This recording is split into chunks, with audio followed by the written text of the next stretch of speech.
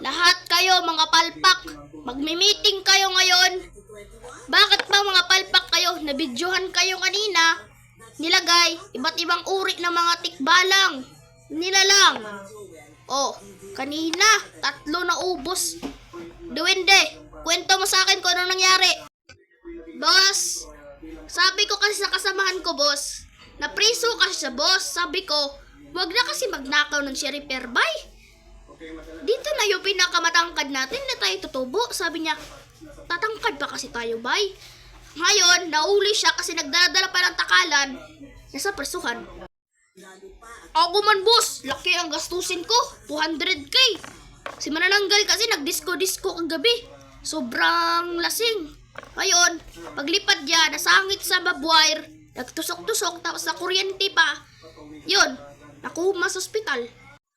Sir, si Santelmo kanina, sir, nahuli. Kasi kaninang gabi, doon siya sa gasoline station na nakot.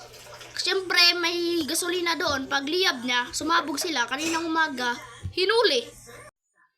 Ay, hala. Bagong recruit, ne? Sino nag-recruit nito? Wala kaming na-recruit kay isa, sir. Wak-wak kayo? Tao ako. Nagbibis ako ng kahoy kanina. Nakita ko may meeting dito. Sige, alis na ako. Tao pala yan? Patayin yan. Huwag niyo pahulihin yan. Huwag niyo papakawalan yan. Patayin niyo yan. Imbis sa YouTube o TikTok lang tayo mapunta. Baka sa Kasuho na tayo mapunta. Huwag niyo papakawalan yan, ha?